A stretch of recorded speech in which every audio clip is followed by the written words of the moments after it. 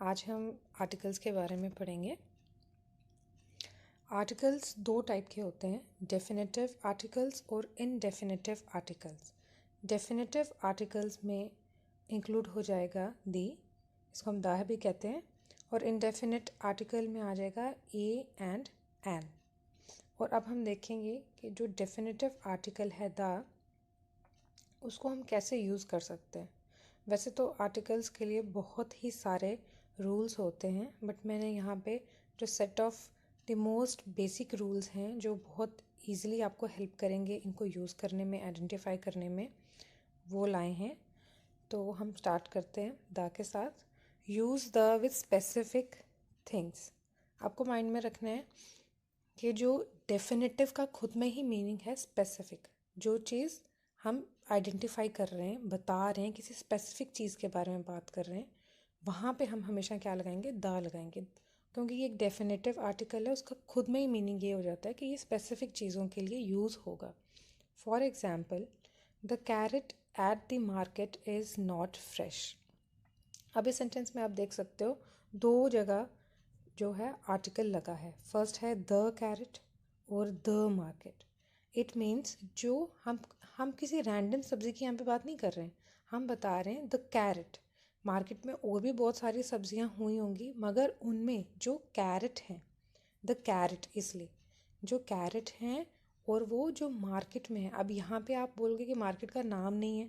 नाम इसलिए नहीं है कि इतना हो सकता है कोई मार्केट आपके नियर बाय हो, आपके आसपास का कोई स्पेसिफिक मार्केट हो जिसमें आप यूजुअली जाते हो और आप उस कॉनोटेशन से घर में बात कर रहे हो, इसलिए यहाँ पे द मार्केट यूज़ किया गया। The carrot at the market is not fresh. अब नेक्स्ट एग्जाम्पल लेंगे। A man is walking down a road, there is a dog with the man. अब आप यहाँ पे देखो कि दी मैन जो है यहाँ पे लगा है। ये इसलिए लगा है क्योंकि हमने पहले ही सेंटेंस में किसी आदमी की बात की। अ man is walking down a road. कोई आदमी है, एक आदमी है जो वॉक करके जा रहा है डाउन अ रोड, और इस मैन के पास क्या है, एक डॉग है। तो यहाँ पे स्पेसिफाई हो गया, पता चल गया कि कौन से आदमी की हम बात कर रहे हैं। और यहाँ पे एक और रूल ध्यान देने वाला है। यूजुअली क्या होता है किसी भी सेंटेंस में, जब हमें द और ए में कन्फ्यूजन होता है कि पहले क्या आएगा और फिर दूसरा क्या आएगा, तो हमेशा हमें माइंड में ये बात रखनी है, जो बिगनिंग ऑफ ए सेंटेंस होती है, जब हम वहाँ पे किसी चीज़ को, किसी को इंट्रोड्यूस करा रहे होते हैं, तो वहाँ पे हम अ लगा के कराते हैं।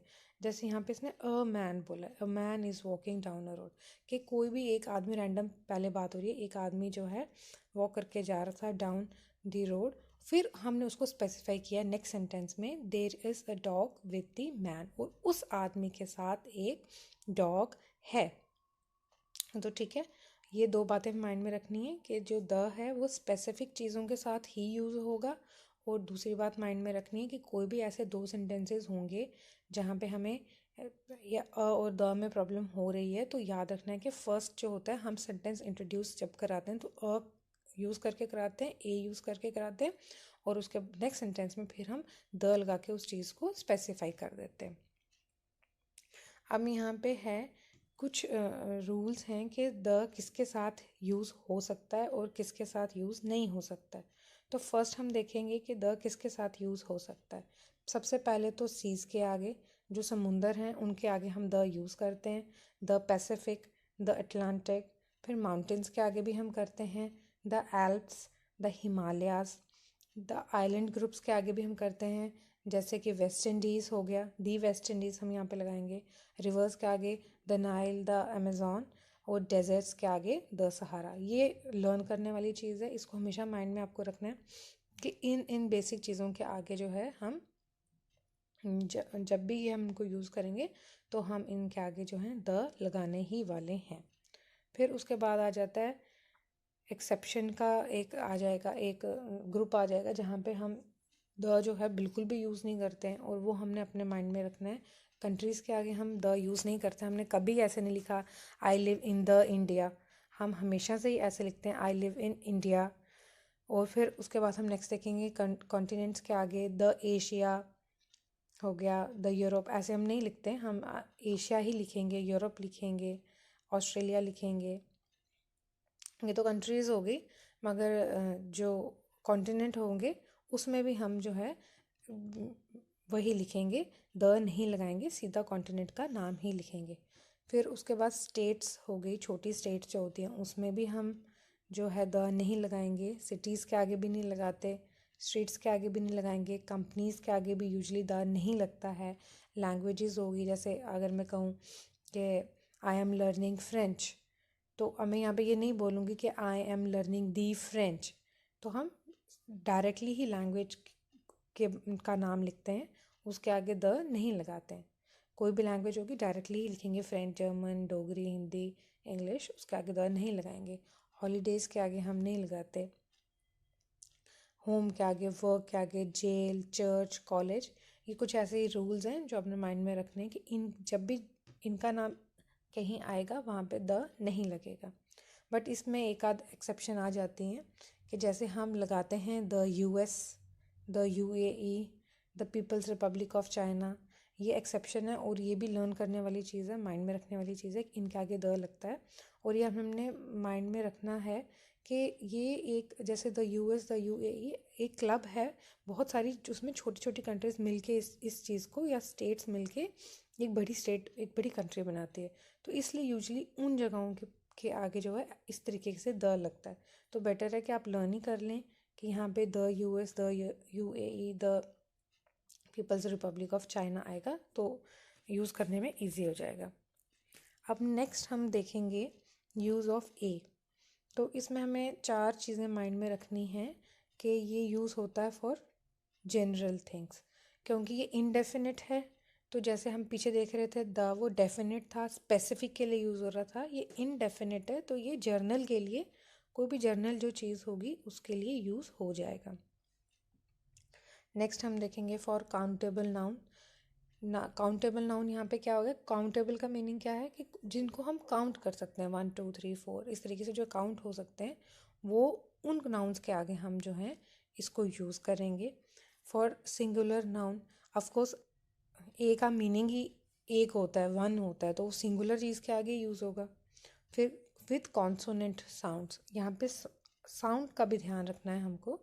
जो कॉन्सोनेंट साउंड होती है, वॉवल्स को अगर हम निकाल दें, ए ई आई ओ यू को निकाल दें, तो जो बाकी पीछे वाले लेटर्स हैं जो उनकी साउंड है, अगर वो कहीं प्रोड्यूस हो रही है, वहाँ पे हमने ध्यान रखना है कि हम यूज़ करेंगे ए का। फॉर एग्जाम्पल लेते हैं, शी वोर अ हैट, ठीक है। तो अब यहाँ पे हैट क्या है, हैट एक नाउन है, ठीक है, और ए उसके आगे इसलिए लगा क्योंकि एक तो वो सिंगल हैट के बारे में बात हो रही है, यहाँ पे हैट्स नहीं लिखा है, ए लिखा है, सिंगल लिखा है, इसलिए एक हैट है, हैट लिखा है, हैट्स नहीं लिखा है, इसलिए ए यूज़ हो रहा है। और दूसरा आप ये भी देख सकते हो कि ये एक जनरल बड़ी बात है कि किसी स्पेसिफिक हैट के बारे में नहीं बताया गया है कि मैं वो पिंक थी, रेड थी, ब्लू थी, उस पर कुछ ड्रॉ किया गया था, उस पर कोई फेदर लगा था, ऐसा कुछ नहीं बताया। एक बड़ी जनरल सी स्टेटमेंट है कि शी वोर अ हैट। और एक और हम इसमें देख सकते हैं, that she has a cow. अब इसमें भी सेम ही बात आ जाती है कि काउ जी एक काउंटेबल नाउन है, ठीक है ना। वो काउस तो है नहीं, बहुत सारी तो है नहीं, सिंपल सी है। और अगर आप साउंड के हिसाब से भी इसको देखना चाहते हो तो आप देख सकते हो, काउ में काउ का क की साउंड आ रही है और वो एक कॉन्सोनेंट साउंड है, इसलिए उसके आगे एन लगने का तो सवाल ही नहीं होता है, सिंपली यहाँ पे ए ही लगेगा। अब नेक्स्ट हम देखेंगे यूज़ ऑफ एन। ये यूज़ होता है वॉवल्स के आगे, और उससे भी ज़्यादा ध्यान देने वाली बात है वॉवल साउंड्स के आगे। हमें स्कूल वगैरह में जब भी ये पढ़ाया गया तो यही बताते हैं कि वॉवल जहाँ पे दिखे तो उसके आगे एन लगा देना, बट वो पार्शली करेक्ट है, वो टोटली करेक्ट नहीं है। हमें वॉवल से भी ज़्यादा वॉवल साउंड का ध्यान रखना पड़ता है एन लगाते हुए। और वॉवल साउंड में भी किस तरीके की साउंड आ रही होती है, ए इस तरीके की साउंड यूजली आ रही होती है जहाँ पे एन लगता है। फॉर एग्जांपल हम देखते हैं इनविटेशन, तो ई की साउंड आ रही है, स्टार्टिंग साउंड कैसे, ई लग आई, वैसे तो इसके आगे यूज़ भी हुआ है, अगर हम देखते हैं वॉवल भी यूज़ हुआ, आई वॉवल भी यूज़ हुआ है, मगर हमने स्ट्रेस ज़्यादा साउंड के ऊपर देखना है। सिर्फ ब्लाइंडली देख के कि एक आगे वॉवल लग गया, वहाँ पे एन नहीं लगाना, पहले उस वर्ड को हम बोलेंगे, उसकी साउंड आइडेंटिफाई करेंगे और फिर उसके बाद हम एन लगाएंगे। तो N invitation, an eagle, an actor, इस तरीके की जो साउंड्स आ रही हैं उसके आगे हम एन वॉवल लगाएंगे। अब हमने और भी इसमें एक रूल है, if there is an adjective और an adverb adjective combination before the noun, a an should agree with the first sound in the adjective और द एडवर्ब एडजेक्टिव कॉम्बिनेशन। तो ये सिंपल सी बात क्या बोल रहा है कि जैसे देखिए ये जो सेंटेंस है, he is an excellent teacher, तो टीचर यहाँ पे क्या आ गया, नाउन आ गया। अब एक्सीलेंट यहाँ पे क्या है, एडजेक्टिव है। एडजेक्टिव होता है जो हमारे नाउन की विशेषता बता रहा होता है। तो यहाँ पे वो कहता है कि वो एक एक्सीलेंट टीचर है, बड़ी ही एक्सीलेंट है। तो एक्सीलेंट यहाँ पे एडजेक्टिव है। अब हमने यहाँ पे नाउन की नहीं देखनी है साउंड, हमने यहाँ पे एडजेक्टिव की देखनी है। तो एडजेक्टिव हमारा क्या है, एक्सीलेंट, और ई से भी स्टार्ट हो रहा है, वॉवल से भी स्टार्ट हो रहा है, और साउंड भी देखिए एक्सीलेंट, ए की आवाज़ आ रही है, तो ए जो है ये एक वॉवल साउंड आ जाती है, इसलिए हमने इसके आगे एन लगाया है। और अब नेक्स्ट सेंटेंस में अगर हम देखेंगे, I saw a really beautiful eagle at the zoo. अब जो ये है, ईगल तो हमारी नाउन आ गई, हमें पता है, ब्यूटीफुल भी हमको पता है, ये विशेषता बता रहा है ईगल की, तो ये एडजेक्टिव आ गया। अब जो ये रियली है, रियली यहाँ पे एडवर्ब है, ठीक है, ये ऐड कर रहा है टू द एडजेक्टिव को। तो हम यहाँ पे अब किसकी देखेंगे, रियली की जो हम है, रियली का हम साउंड देखेंगे। रियली की साउंड बोल के देखें आप, रियली, र स्टार्टिंग साउंड क्या है, र, आर से र की साउंड आ रही है, तो वो एक वॉवल साउंड नहीं है, इसलिए हमने इसके आगे ए लगाया है। अब हम कुछ वर्ड्स देख लेते हैं जिनके आगे एन नहीं लगता है, जैसे कि यूनिवर्सिटी। यूनिवर्सिटी कभी भी एन यूनिवर्सिटी नहीं होती, अ यूनिवर्सिटी ही होगी। यूरो, वन, यूनिकॉर्न, इन सब के आगे हम एन नहीं लगाते हैं। आपने ये माइंड में नहीं, ये नहीं सोचना कि ये यूनिवर्सिटी, ये यू लग गया है, वॉवल है तो इसके आगे एन लगा देंगे। हमने यहाँ पे बोल के इस चीज़ को देखना है, यूनिकॉर्न, यू की आवाज़ आ रही है, यू। और अभी हमने देखा था कि जो वॉवल साउंड थी उसमें प्रोमिनेंटली कौन सी साउंड आ रही थी, ए ई, इस तरीके की साउंड आ रही थी। तो इसलिए यहाँ पे यूनी जब लग गया तो हम वहाँ पे अपना एन नहीं लगाएंगे। यूरो, इसमें भी यू की साउंड आ रही है, नहीं लगाएंगे। वन, वन, व की साउंड आ रही है, नहीं लगाएंगे। यूनी कॉर्न, यू की साउंड आ रही है, तो हम यहाँ पे जो है एन नहीं लगाएंगे। बट हम कुछ ऐसे वर्ड्स के आगे एन लगाते हैं जहाँ पे पहला जो हमारा लेटर है वो कॉन्सोनेंट ही होता है, बट साउंड जो है हमारी वॉवल आ रही होती है। जैसे कि अब आप देखो आर, अब ये हावर तो नहीं होता, अगर आप हावर टाइप में कुछ बोलते हो तो वो गलत प्रोनाउंसिएशन है, ये आर होता है, एच जो है इसमें साइलेंट ही हो जाता है, तो ये अ वाली साउंड देता है, इसलिए हम इसके आगे जो है हम जो है लगाते हैं एन। अब ये एल ई डी, ये बड़ा ही कंफ्यूजिंग लगता है क्योंकि एल ई डी तो एल से स्टार्ट हो रहा है, बट साउंड जब हम देखते हैं तो वो एल है, ई एल की साउंड है, ई एल, एल, एल। तो वो साउंड जो है, ये वाली साउंड जो है वो एक वॉवल साउंड है, इसलिए हम उसके आगे एन लगाते हैं। वैसे ही ऑनर, हॉनर तो नहीं होता है ये, ऑनर, फिर अ वाली साउंड जो प्रोमिनेंटली हमें आती है तो हम इसके आगे लगाते हैं एन। और फिर अगर हम नेक्स्ट देख लेते हैं एलिफेंट, ए वाली साउंड इसमें जो है आ रही है, इसलिए हम इसके आगे भी एन लगाते हैं। तो फ्रेंड्स ये लेक्चर इतना ही था। आई होप आपको ये समझ आया, पसंद आया। प्लीज़ अपने शेयर करें अपने कमेंट्स हमारे साथ, और किस नेक्स्ट टॉपिक पे हम लेक्चर बनाएं उसके बारे में भी हमें प्लीज़ बताएं। Thank you.